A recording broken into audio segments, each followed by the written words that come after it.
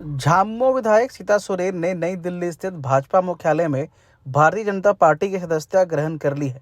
आज ही सीता सोरेन ने झामुमो से इस्तीफा दिया और कुछ ही देर बाद भाजपा में शामिल हो गई। उन्होंने झामुमो और सोरेन परिवार पर अनदेखी करने और सही सम्मान नहीं दिए जाने का आरोप लगाया है। इन तमाम मुद्दों पर जेएमएम के केंद्रीय महासचिव सुब्रत भट्टाचार्य ने क्या कहा, सुनिए। ये भी सूचित हुआ कि वो भाजपा में जाएंगी और फिर 2 बजे उन्होंने भाजपा की सदस्यता भी ग्रहण की। इसलिए हम सोचे कि आज का प्रेस कॉन्फ्रेंस का फॉर्मेट थोड़ा बदल दिया जाए, क्योंकि अलग अलग बोलने से होता क्या है कि कई तरह की बातें होती हैं। तो एक एक करके यदि आप लोग अपना सवाल करेंगे तो हमको भी जवाब देने का सहूलियत होगा। तो आज आप ही लोग शुरू कीजिए, बाकी बातें मैं करूंगा। पहला सवाल पार्टी के लिए सीता सोरेन का बीजेपी में जाना। देखिए, पार्टी का कोई भी कार्यकर्ता यदि पार्टी छोड़ता है, एक कार्यकर्ता का भी छोड़ना पार्टी के हित में नहीं होता है। लेकिन जिस राजनीतिक महत्वाकांक्षा और जो परिस्थितियां इधर हाल में सुप्रीम कोर्ट के एक आदेश के द्वारा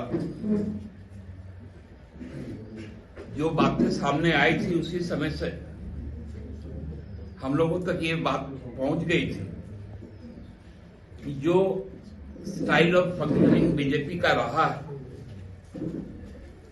आज बीजेपी में बीजेपी के अपने लोग नहीं हैं। अब बीजेपी के कार्यकर्ता लोग जनसंघी खतियान की बात करने लगे, क्योंकि अभी बहुसंख्यक लोग वहां पर ऐसे ही आए हैं पिछले 10 वर्षों में कि यदि किन्हीं का कोई केस है तो उसका भयादोहन करो, एजेंसियों को लगाओ, जो पॉलिटिकल वर्कर है उनके पीछे में सीबीआई और ईडी को लगाओ, और जो कॉर्पोरेट सेक्टर है उनके पीछे पहले आईटी, फिर डीआरआई और लास्ट में ईडी को लगा के एक तो राजनीतिक कार्यकर्ता को अपने पास लाओ, दूसरा कॉर्पोरेट से चंदा लाओ। तो ये स्टाइल ऑफ फंक्शनिंग जहां पर है, वहां इस तरह की बातें होना बड़ा स्वाभाविक है। क्योंकि हर कोई हेमंत सोरेन नहीं हो सकता।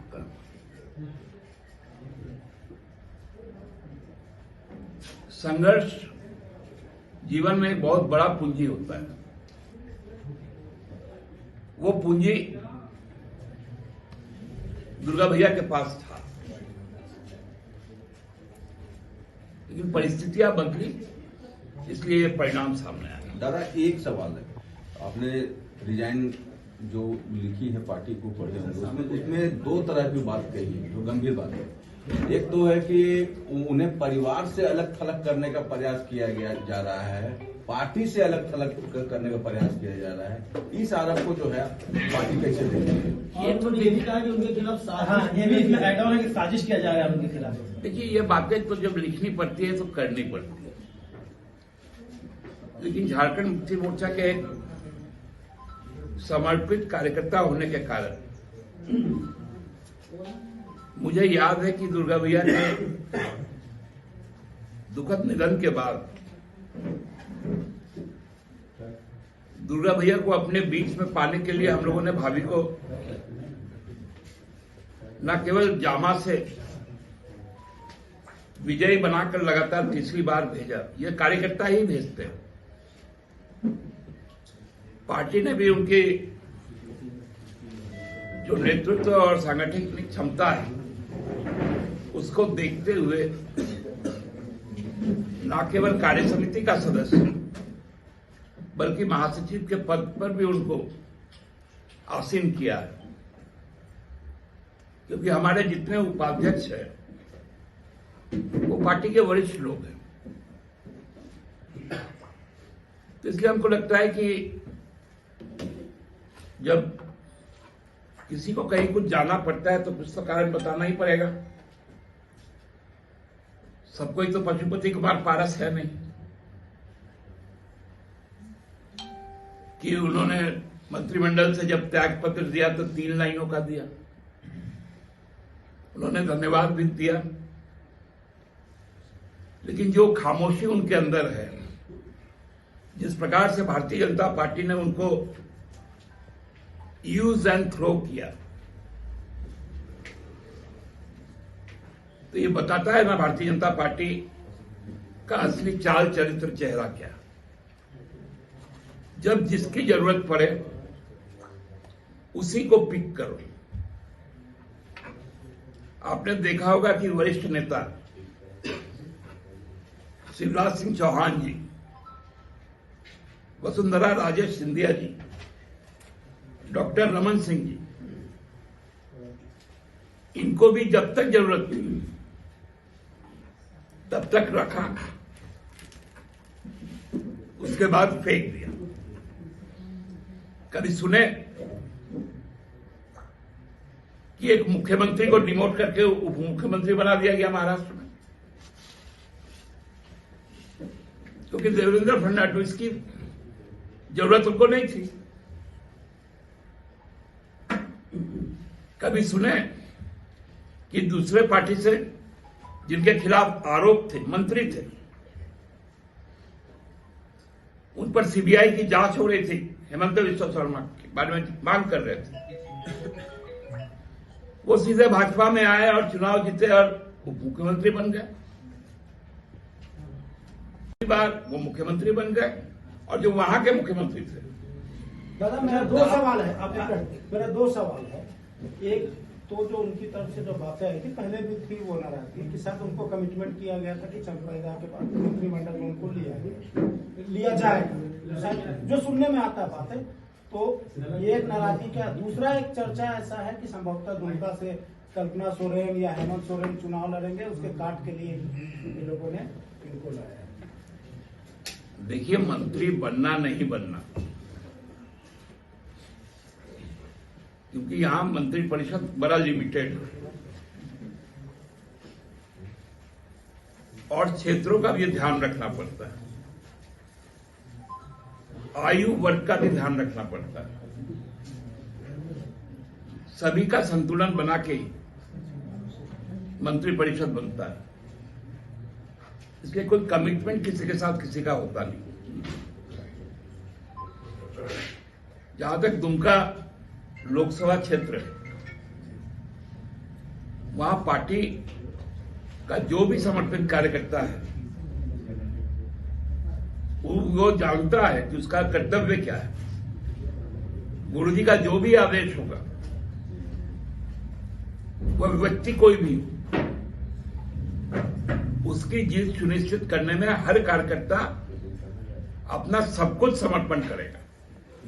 इसलिए वैसी बातें नहीं। तो ये भी ये भी आरोप लगा है कि पार्टी में जो है अब गुरु जी की नहीं चल रही है, पार्टी गलत हाथों के में चली गई है और गलत लोगों से दिशा निर्देशित होने लगा है।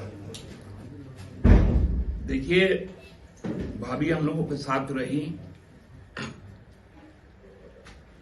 आज जहां पर भी हैं गई हैं, वहां पर भी उनको उनकी आकांक्षित सफलता मिले इसकी शुभकामना है। लेकिन ये भी सच्चाई,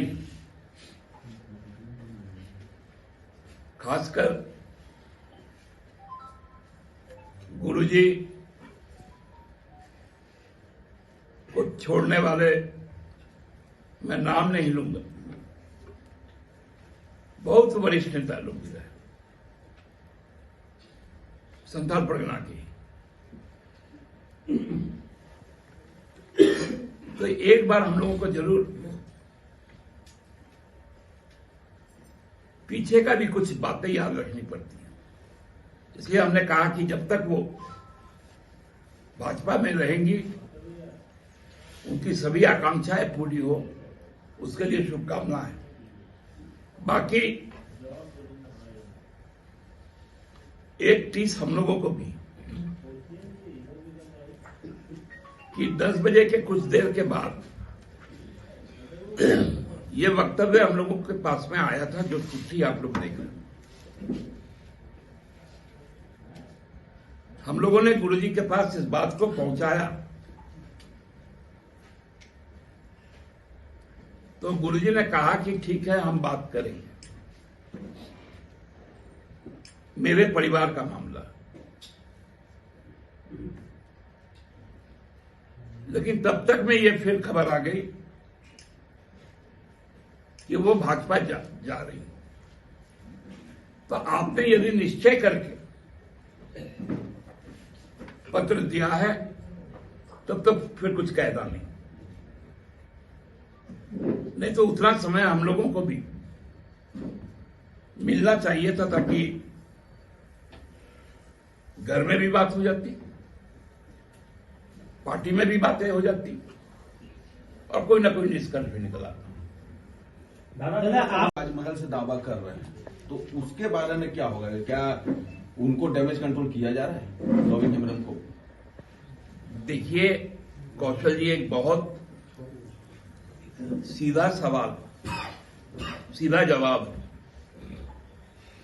कि हमने ठान लिया कि हमको सुसाइडल स्टेप लेना है। आप लाख बैरियर उसमें लगाइए। राजीव गांधी की जो जघन्य हत्या हुई थी, वो हत्या हुई कैसे थी? कि जो महिला थी, उन्होंने पहले ये प्रण किया कि मैं अपने आप को समाप्त कर लूंगी। तभी तो राजीव जी की इतनी नृशंसता हो पाई। तो आप यदि कोई भी पीड़ा है, दुख है, तकलीफ है, डॉक्टर के पास भी यदि जाते हैं तो पहले वो क्लिनिकल एग्जामिनेशन करता है, उसके बाद ही उसका डायग्नोसिस शुरू होता है। हम लोगों को क्लिनिकल इन्वेस्टिगेशन का भी समय नहीं मिला था, तो डायग्नोसिस होगा कैसे? क्या पार्टी मान ये इसको आप क्या मानते हैं कि देखिए, बिहार का तो, चूंकि बिहार में हम लोग रहे हैं, इसलिए मैं आपको बताता हूं कि ऐसे कोशिशों की अंत में क्या फलाफल निकलता है। आज शिवपाल जी कहां हैं?